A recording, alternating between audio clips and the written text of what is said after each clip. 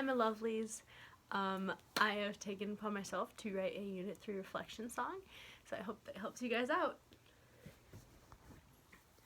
Unit 3 has come and passed. Most of you haven't slept, but the main points I tell you in this song are gonna help with that test. Unit 3, Unit 3, you're gonna ace Unit 3 with a little help from the song and me. You're gonna ace Unit 3. Empires built and decline in post-classical times, and the rise and spread of Islam, centralized and decentralized empires. Golden age, it's the golden age of the nomads.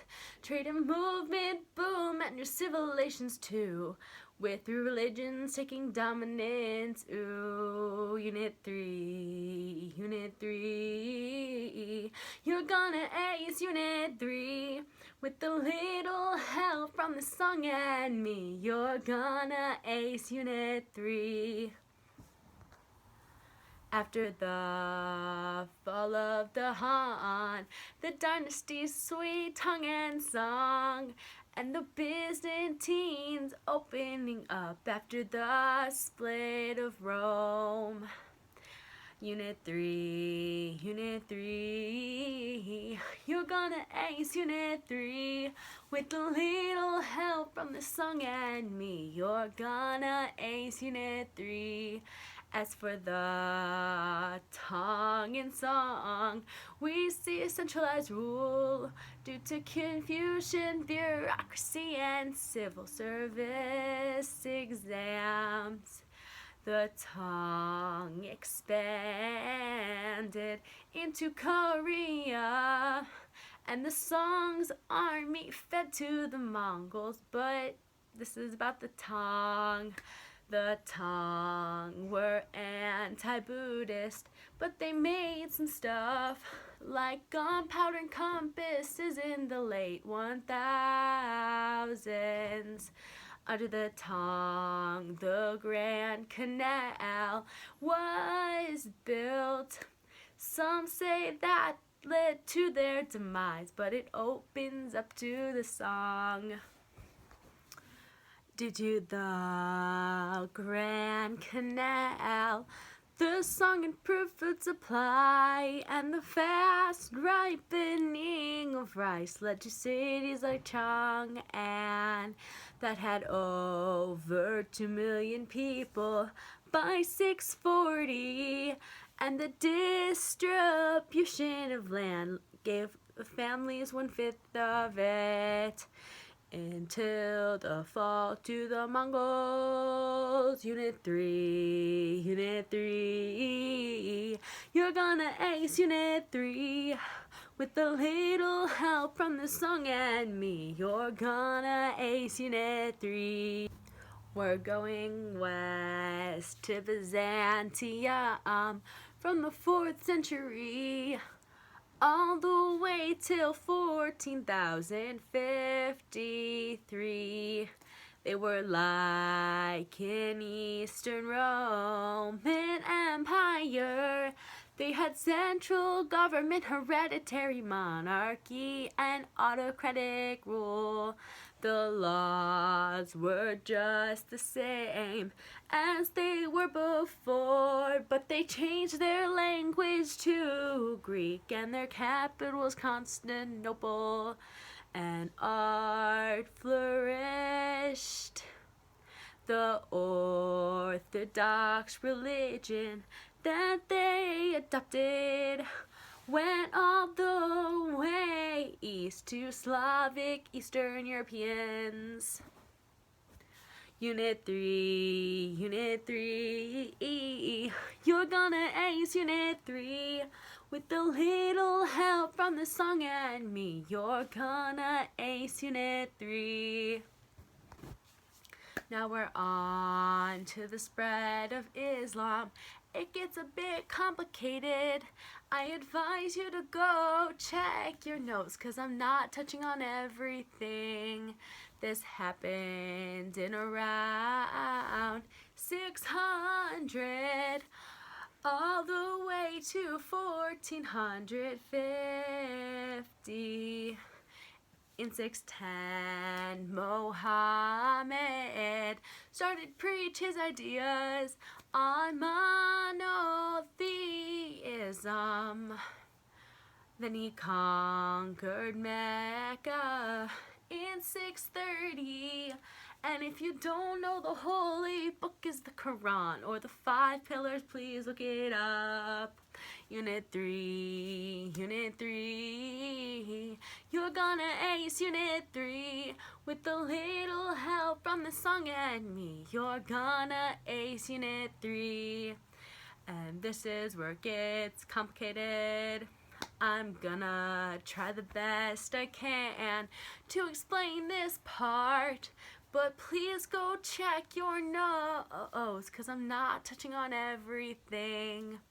Islam spread in 2 ways, through conquest and trade, and their code of law was the Sharia and spoke Arabic too.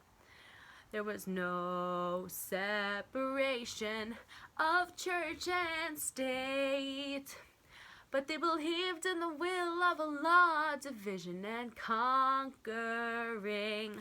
They believed in fair treatment and the mighty sword.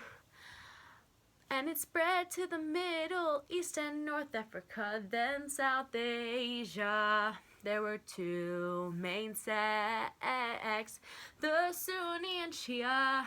The Sunni believed that anybody could be the caliph. The Shia wanted a bloodline descent of Muhammad. This leads to some fighting in the end, but they both were Islamic. Now for my favorite part, decentralized civilizations. Europe had feudalism and the church ruled over everyone. But there was more than that. They had manner societies with the king on top, then vassals, then lords and knights, then under was peasants. Your birth meant your standings, and you couldn't move up or down no matter what you wanted. Japan was also decentralized, but they traded with China. They had a lot of their influence till hang on when they needed themselves. In the hang on, China and them stopped trading, so Japan had to be self-sufficient, so they kept their culture. Unit 3, Unit 3. You're gonna ace Unit 3 with a little help from the song and me. You're gonna ace Unit 3. Now we're winding down to the nomads. Their golden age was from 600 to 1450. First we start with the Vikings from Scandinavia. They conducted seasonal raids of Europe from 1800 to 1100. Over time, they adopted Christianity and blended into the feudal order. Unit 3, Unit 3. You're gonna ace Unit 3 with a little help from the song and me. You're gonna ace Unit 3. Now we're on to the Turks from the ancient steppes, often hired by the Muslims as mercenaries. They invaded Bangladesh in 1055. By 1071, they pushed the Byzantines out of Anatolia. The Afghan Turks started raids in the 10th century. They destroyed Hindu temples until they settled into northern India. Now we're on to the Mongols. They were military power. The Mongolian general Genghis Khan conquered most of Asia. Him and his successors rebooted Silk Roads. They demolished feudalism everywhere, including Europe. In China, they started the Yuan dynasty. They were seen to have the mandate of heaven, started granaries. They established normal taxes so people wouldn't starve. They fed the poor and gave women rights. And they tried to invade Japan and also India, but it didn't work. Excess diseases. The increase of trade, thanks to the Mongols, led to Indian Ocean trade from North Africa, Islamic lands, India, and then China, and then also up the Mediterranean. A king from Africa converted to Islam. He made his pilgrimage to Mecca and people loved him, 'cause stories tell that he gave them gold. Now for the Silk Road travelers, there's Abu Bakr and also Marco Polo, who wrote important books. We have some start of civilizations, so study those notes. But we also have many religions, so remember those too. Unit 3. Unit 3. You're gonna ace Unit 3. With a little help from the song and me, you're gonna ace Unit 3. Please study your notes. I didn't touch on everything, but hopefully this song helps you as it much did me. Unit 3, Unit 3, have fun, Unit 3. Unit 4 comes next, and that's a mess, so please study Unit 3.